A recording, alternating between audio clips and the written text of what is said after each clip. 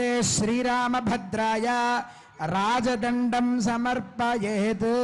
రాజదండాన్ని స్వామివారికి సమర్పిస్తున్నారు.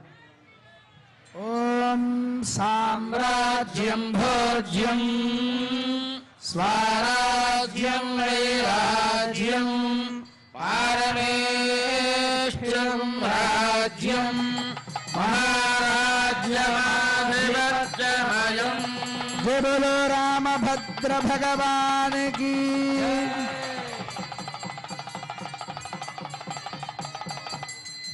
రాజదండం అంటే ఏమిటండి అంటే రాజులకి ఒక శక్తి.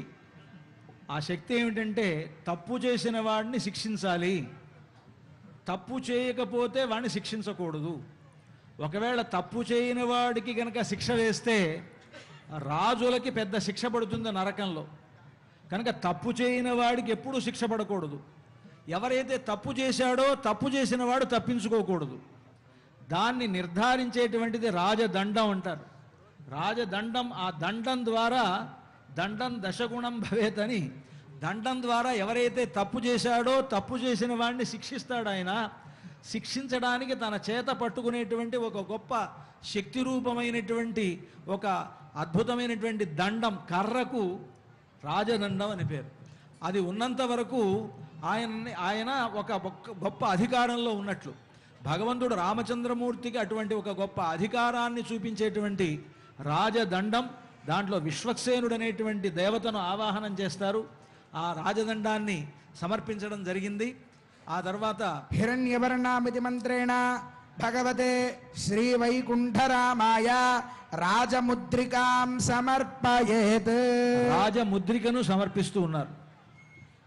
ఓం హిరణ్యవర్ణాం హరిణీం సువర్ణరజతస్రజాం చంద్రాం హిరణ్మయీం లక్ష్మీం జాతవేదో మహామహా.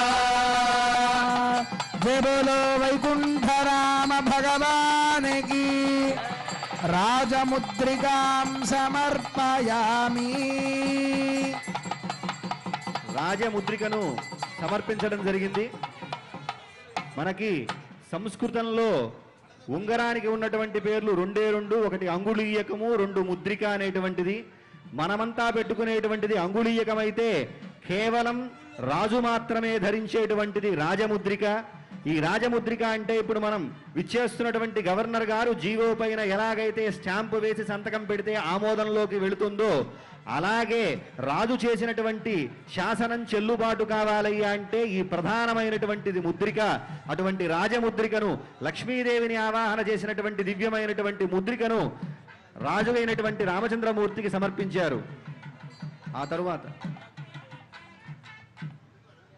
గౌరవ తెలంగాణ రాష్ట్ర గవర్నర్ గారు శివప్రతాప్ శుక్లా గారు పట్టాభిషేకానికి విచ్చేశారు దంపతి సమేతంగా. మన తెలంగాణ రాష్ట్ర